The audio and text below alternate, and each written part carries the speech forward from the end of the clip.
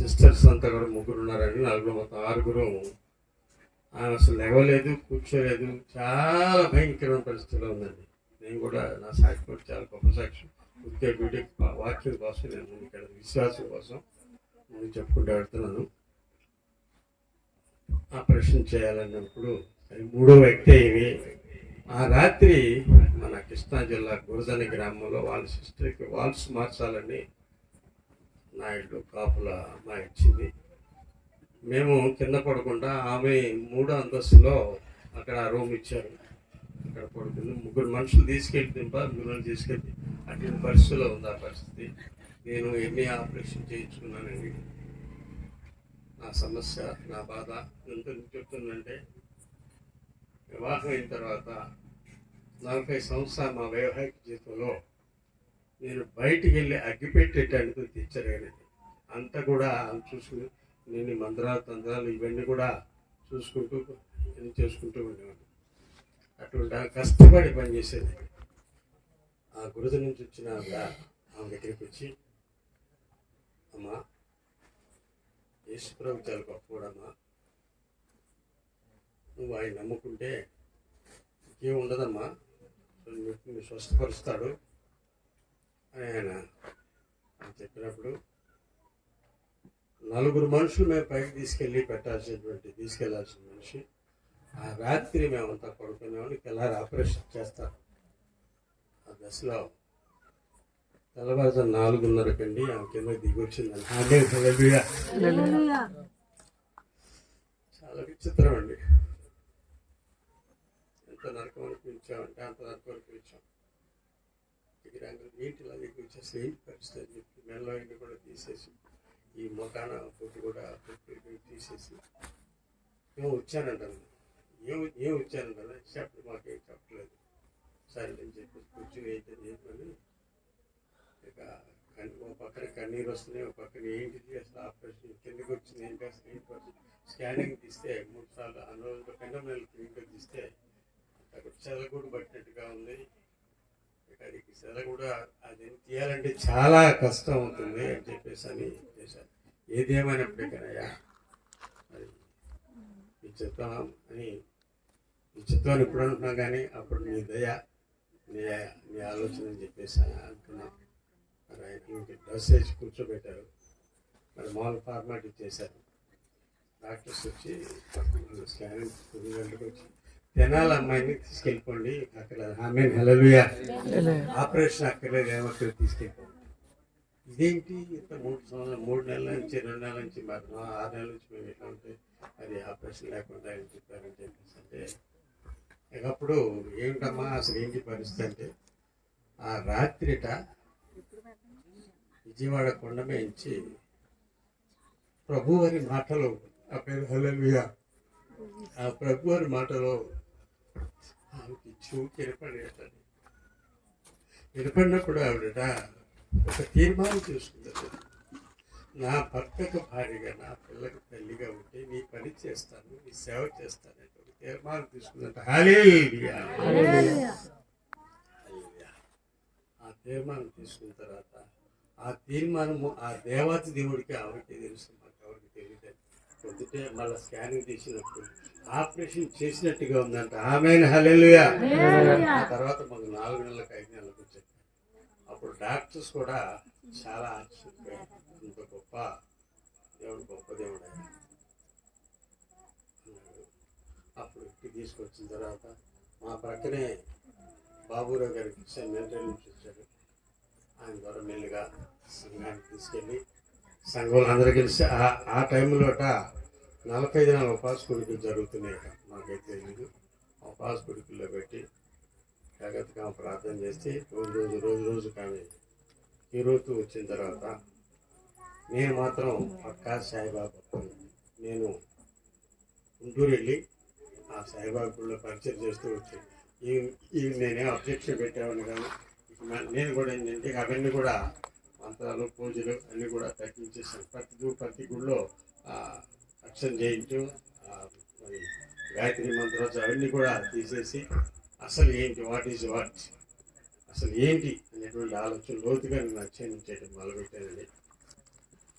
మొదలుపెట్టిన తర్వాత ఈలోకి మా అమ్మాయి ఆపదలు చదువుతుంది. వాళ్ళ అమ్మతో వెళుతూ ఉంటుండగా 3 సంవత్సరాలు అయిన తర్వాత నాకు ఒకరోజు నేను ఇంటికి వచ్చేప్పుడే ప్రార్థనలో మంది అందరూ వచ్చేస్తా ఉండేవాళ్ళు. నేనే పైన కూర్చుని మా బాబాయ్ గారిని అద్దెకుడిన పైన కూర్చున్న తర్వాత ఒకరోజు నన్ను పిలిపించారు.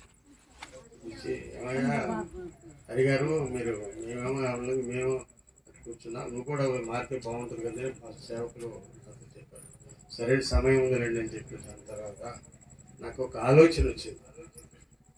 అయ్యా మరి ఇంట్లో ఆమె మా బాబు నేను ఇద్దరం మేము యాక్సెప్ట్ చేయలేదు, అంటే ఆమెను మేము దేవుడు నాకు బాగు చేశాడు కనుక మేము మాట్లాడలేదు.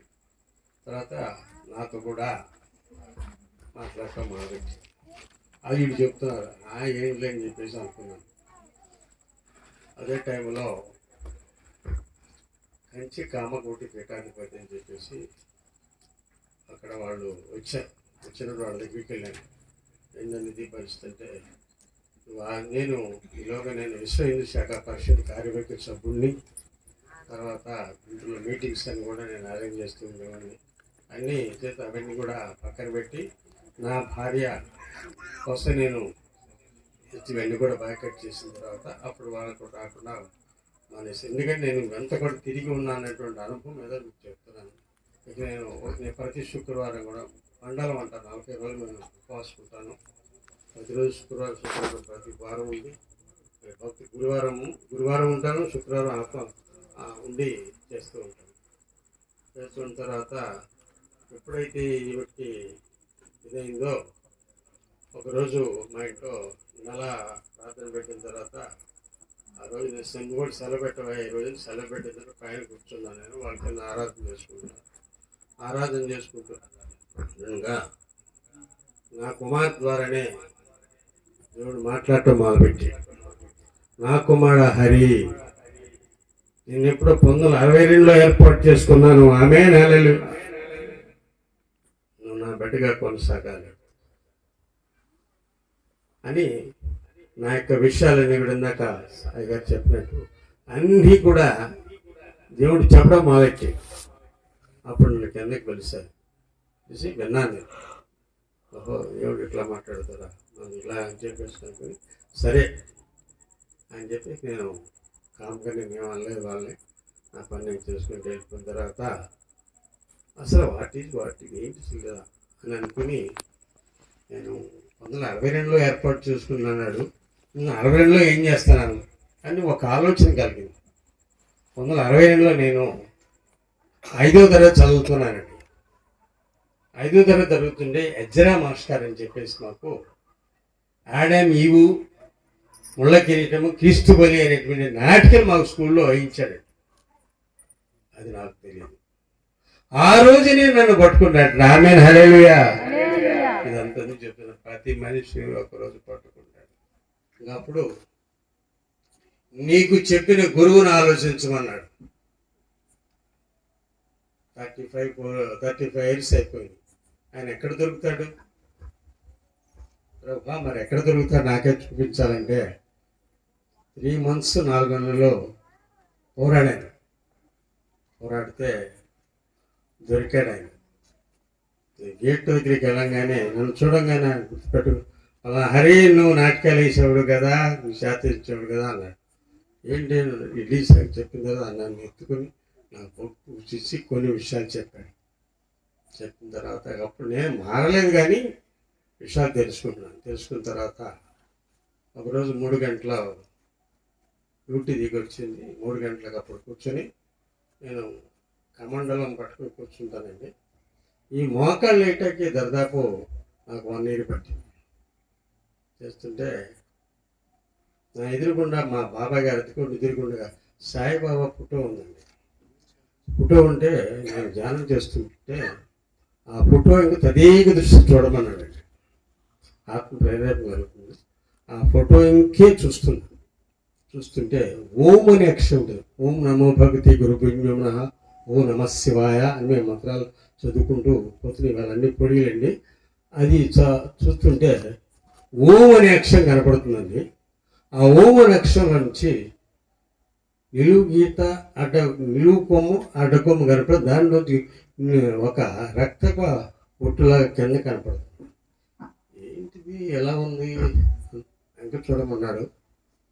ఇలా కనపడుతుంది ఏంటని చెప్పేసి అలాగే చూస్తుంటే ఆటోమేటిక్గా నా కంట్లో చూడు కన్నీళ్ళు